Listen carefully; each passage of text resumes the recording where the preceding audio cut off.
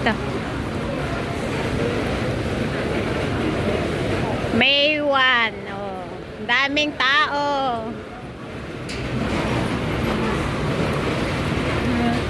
Oh, dami-daming tao, puno ng kainan.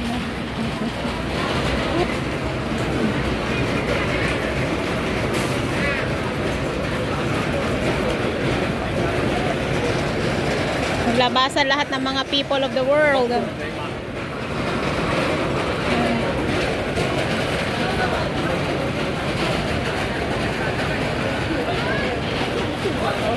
May iwan ang daming tao. May nakita ako ng nakaw. Saan na ba yun? Ayun, oh, ayun, oh, ayun, oh, yung babae na yan. Ayan, oh, nakapula. Yan, nakapula. Nagnakaw. Ang dami kasing tao. Eh, mahuhuli yun kasi may CCTV. Tapos yung lalaki, nakita ako nung lalaki. Tapos sinitignan ko kasi yung babae. Alam niya na nakita ko. Umiikot siya doon sa Mekwan. Nilagay niya doon sa may bag niya. Bilis niyang nilagay. Nakita ko kung paano niya. Hindi ko lang kasi agad-agad na video. Tapos yung lalaki, sabi ko, hala, tinitingnan ako ng lalaki. Ewan ko lang kung kasama niya. Nagnakaw. Makukukuan yun, mahuhuli kasi may CCTV dito. Kahit maliit na bagay yun or kahit na akala niya walang tao. Na kasi nung sa paligid niya kasi wala. Eh nung kunan ng anong ta dito, yung nakakuan na ako sa kanya, nalagpasan ko na siya. Yun, bigla niyang nakita ko kasi alam ko nakita ko na tinitingnan niya yung sa loob.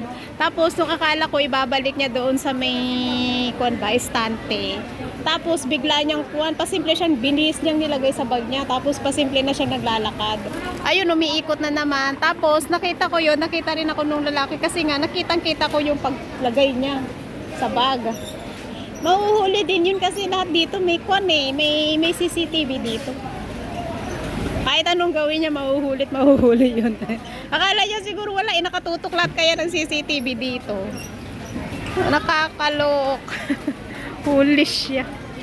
Holiday kasi ngayon kaya maraming tao. Eh sinamantala nung babae, kakarating ko lang dito. Para sa karating ko lang. Eh doon kasi ako dumaan sa may mga cosmetic.